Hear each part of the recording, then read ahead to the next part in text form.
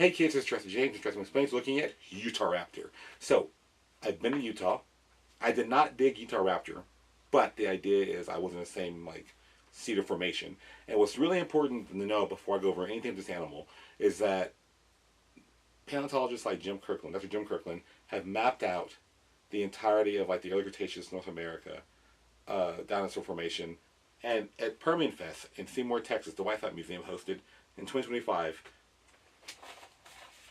Jim Kirkland was just passing out these charts. And then some people are like, oh, that's kind of cool. I'm like, do you understand what this is? This is a map. This is a holy grail of North American paleontology. Anyway, so, first and foremost, oldest models here, newer ones here. I was waiting for this, actually. I did a video on raptors before, but I wanted to do a special video on Utahraptor itself. And so, first and foremost, my introduction to Utahraptor, because it was first discovered at, well, the first remains were recovered in 1975. It wasn't named in 1983. Because people say if it's the biggest raptor of all, why is it in Jurassic Park? It wasn't named in 1993, the same year the movie came out. And it turns out the movie didn't just come out of nowhere. There was a book in the 80s, and it was filming for like 2 or 3 years. And so by the time it was named and recognized, it was already too late. So the idea here is my first exposure personally to Utahraptor was Walking with Dinosaurs, the British, like the BBC documentary. And I remember as a kid, it shows Utahraptors in Spain. And I was like, if it's Utah, right? So the idea was there are dromaeosaurs in Europe, but not this guy. And so what's really important is that I went to, I think at the time, in a mall. So kids, a mall, it's like if Amazon were a place. You walk in, I know, and there's no phones, apparently, and you can just look around and you would find from store, instead of going from page to page, you would go store to store. It's a different time. It was in 1900s. And so my first, actually I bought 3 of these, the other 2 are up there. My first Utahraptor was right here. And so what's important about this is that this dinosaur, I mean, I remember just being excited to buy, it was my first not Velociraptor toy. They were smaller because they're smaller figures. It's a 2000, no it's not. It is a 1995 Safari. And I remember thinking how cool it was to have a different kind of raptor, right, as a toy. And so, but again, these are like twice as big as the Jurassic Park Raptors. In fact, their height or size, not so much mass, their size would be like a polar bear, actually. So when you go to a zoo and see a polar bear, think Utahraptor. The difference is they're not as heavy as a polar bear because they have hollow bones and are bird-like, etc., etc. And so this is my first Utahraptor. I remember there was a safari tube. They still sell these in stores. I see them. These tubes of dinosaur babies and like Egyptian stuff and bears and North American animals and all that ocean life. And so I had a baby Utahraptor and that. And I was like, oh my goodness, a baby dinosaur. Let's get that thing right now in my collection. And so for many years, I would even say decades, that was the only Utahraptors I had as toys. And then I went to Target one day as an adult, and I saw this giant thing here, and it's too late because I didn't play with them anymore. It's also sad that I couldn't play with it, but I still wanted it, so I bought this giant Utahraptor, and I can see how these are both still very much color-wise inspired by the Utahraptors and Walking Dinosaurs and stuff like that tan, stripe, something look.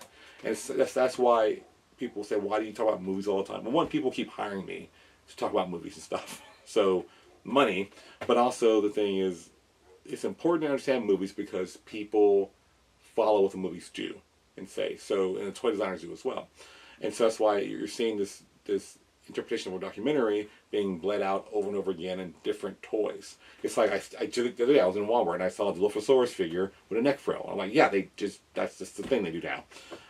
Anyway, so big guy, I remember it screams and lights up. I'm not sure if it does still. I'm not sure how it works. It's been so long, but yeah, I would have just liked that. But this guy's skull looks right. It's the right type of skull for Utahraptor.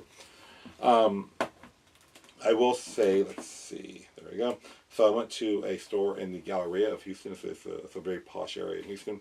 And I went to a toy store there, and they had this little guy, and it's a company called Shite, and they don't label their toys. And so I saw this little guy, and I was like, what are you, little fella? And I remember thinking, and I remember going to the front of the store and saying, hey, what do you guys think?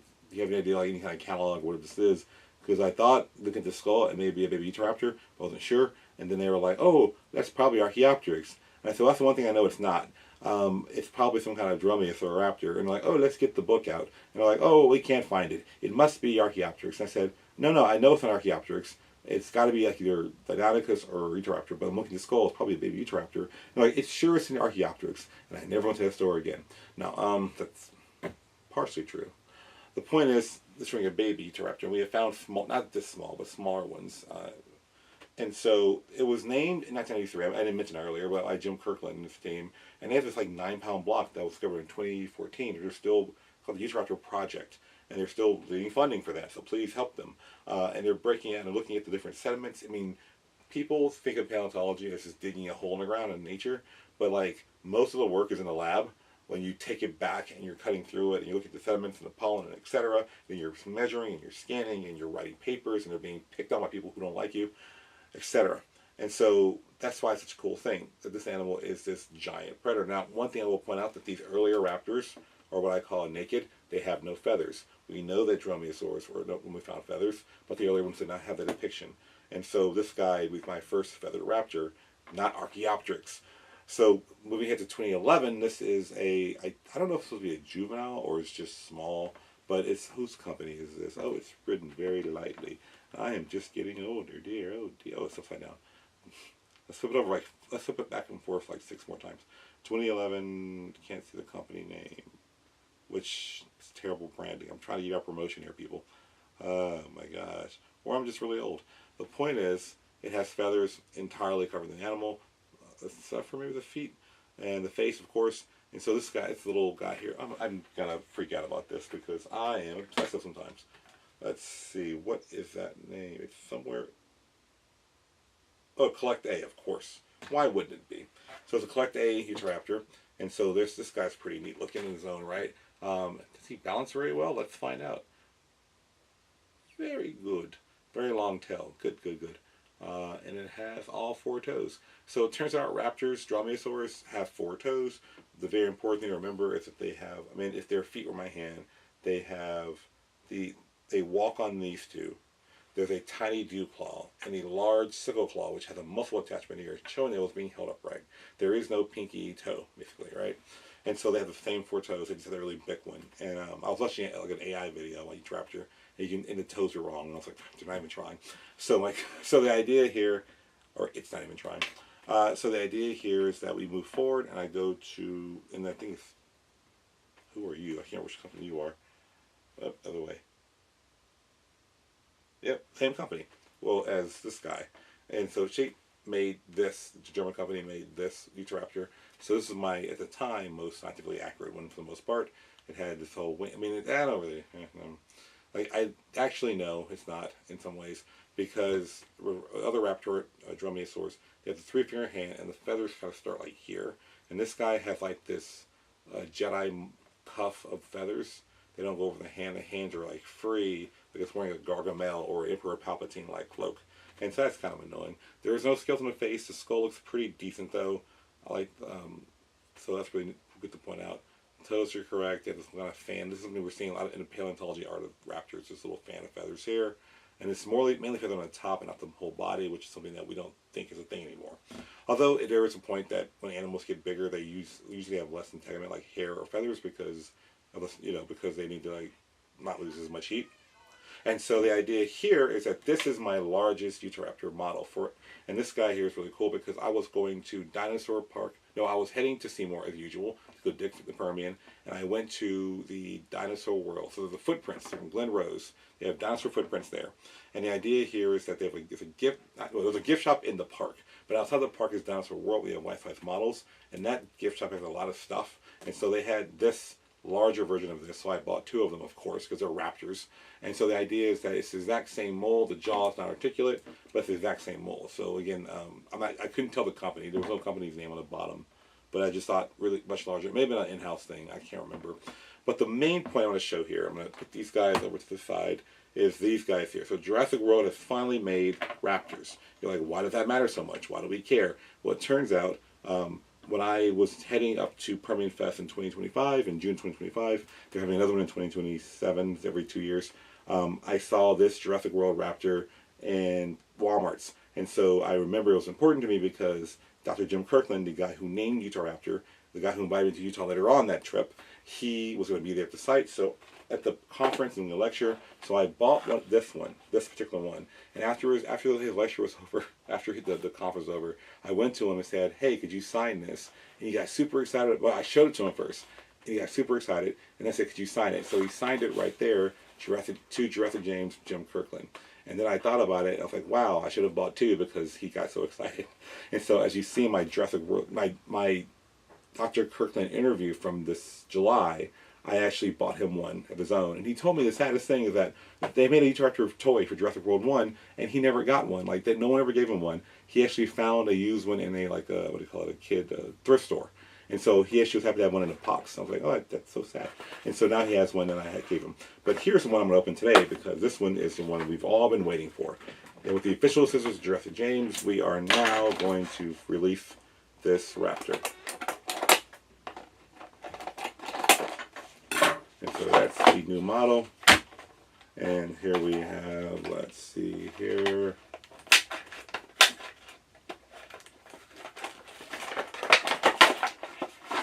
Nice. So you plug that in there. Yeah, I'm sure that hurt. Let's go ahead and re-thief the official scissors, Jurassic James. And next we have, let's see. Very nice. Now, one thing I remember seeing an interview with Dr. Kirkland, and he was saying that, you know, he believed they had feathers as well. I mean, there's no reason not to think that at this point. But he was, I mean, if you want to get a visual on Utahraptor, there's two options. One, there's the newest 2025 Walking with Dinosaurs, episode 3, talks about Utahraptor. It's not like the old Walking with Dinosaurs where there's more, like, there's not like a whole story for the dinosaurs. It focuses on the paleontologists and a site actually that I'm going to dig near. Not in that site, but one like it.